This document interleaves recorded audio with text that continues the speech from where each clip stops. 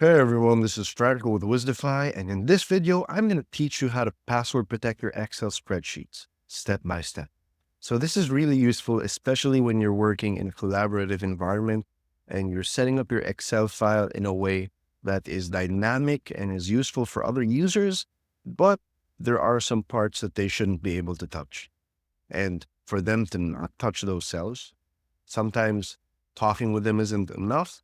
You actually have to make your file foolproof. And how do you do that? So if you're looking at my screen right now, you should be seeing an Excel file that has a currency converter. Now, this currency converter, let's say that I really put a lot of work into it, and I even put some data validation to help my users out when they're using my currency converter. And the thing is, the data validation and the formulas that I use can actually still be tampered with if I pass this file on. And if I'm working in an organization that has Office 365, for example, someone can just jump into the file and change the formula as they see fit. Now, if I don't want that to happen, what are my options here? The first step that you're going to do when you want to protect your workbook is you click on the review tab. I click the review tab, and as you can see, there's a section here for protecting your workbook. Now you have three options available to you right now. Since I'm not using a workbook that is shared to anyone else, this is actually just accessible to me. I can't unshare the workbook because I haven't even shared it in the first place. But I can allow people to edit ranges. I can protect whole sheets, and I can even protect the whole workbook, right? So what does that look like? If I click on a certain range, the first thing that we're going to be talking about is editing ranges.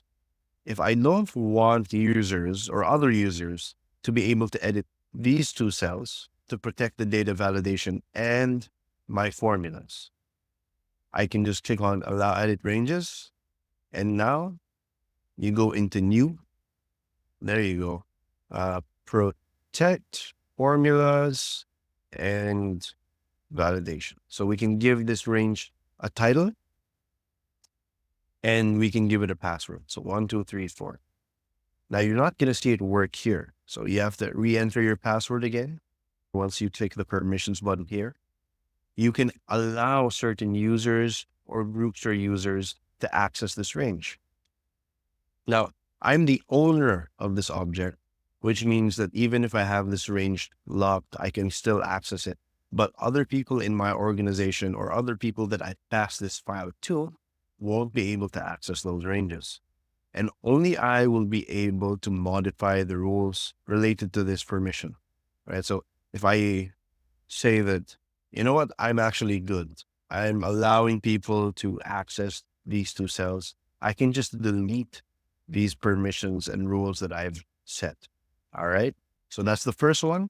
Again, that's on allowing editing of ranges.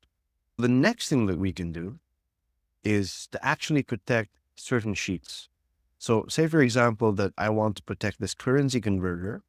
I'll allow my workmates to edit the real-time exchange rates and the static exchange rates, but I don't want them to touch this whole currency converter sheet. Is that something we can do?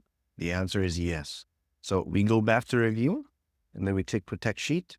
And this is a really interesting screen because just like a while ago, you had to enter a password, but now it asks you, what do you want the users to be able to do?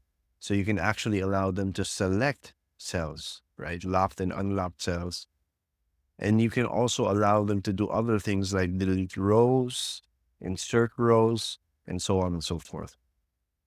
So actually, let's say I'm in a scenario wherein I don't want people to change things inside of my formulas or change things inside of my cells, but I do want them to be able to click on the cells, right? So what I'm going to do here is I'm not going to allow them to edit, right? But I will allow them to select cells. So once you enter that, it's going to ask you to reconfirm your password. And once I do that, As you can see, I can click around, but the moment that I try to change it, I get a warning. All right. If you don't want that anymore, you can just unprotect your sheet, go back to review, click on this unprotect sheet now, and enter your password. And now you're free to make edits again. The final thing that we can do is actually to protect the whole workbook. So what does that look like? It might not be what you're imagining based on what we did in protecting the sheet, right? When we click on protect workbook, it's actually just going to ask us for a password. So I can say 1234 and reconfirm that. Now what's going to happen is once I close this file, I'm going to be asked for a password before I can open it. And that's the cool part about protecting your workbook. You're ensuring that you're not just protecting sheets or cells from being clicked or tampered with. You're actually restricting the access of the file to only those people who know the password, right? So I'm going to give you an example here. I have a file here called PDA workbook. Now, once I try to open that, what's going to happen? It's going to ask me for a password first. And let's say that I just try to enter any password. So 12345, and see, I have an error message here. If the password I supplied is not correct.